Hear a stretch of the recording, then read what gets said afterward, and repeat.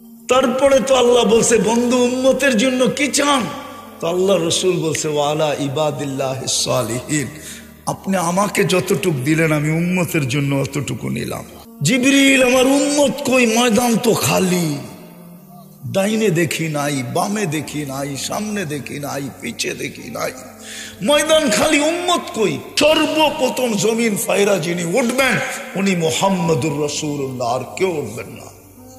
উনির জন্য কানতে কানতে উঠবেন, এই আদর্শ কোথায় বলেন?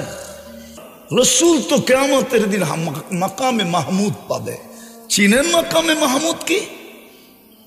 আল্লাহ তো দুইটা চেয়ারই বানাইছেন, একটা নিজের জন্য, একটা বন্ধুর জন্য। জিজ্ঞাসা করবে বন্ধু বসেন না কেন? বসে যে 3 জায়গায় দৌড়াবে ও বসে, তো বসে কি কইরা? বসে 3 জায়গায় দৌড়াবেন আল্লাহ জানেন। বসে উম্মতকে প্রতিশ্রুতি দিয়ে আসছি মাওইদুকুমুল হাউজ, হাউজে সাক্ষাৎ করব। আমি চাই না উম্মত অপেক্ষা করুক, আমি চাই আমি অপেক্ষা করব। পিপাসিত উম্মত আসতে দেরি, আমি পান করাইতে দেরি করব না। ঠোঁটে লাগায়া পান করাবে দিবে, আর বলবে লা তাজমান বাদাহা আবাদা, কোনোদিন পিপাসা আসবে না। আর রব্বে কাবার কসম, যেই পেটে হাউজে কাউসার যাবে ওই পেট দোজগে যাবে না, না, না, না। আল্লাহ তো বলবে কিয়ামত তো আপনার আর আমার মাঝে, 2 জনের মাঝে কিয়ামত, আর কারো মাঝে তো না। আমি মালিক ইয়াউমিদ্দিন, আপনি কিয়ামতের রাজা।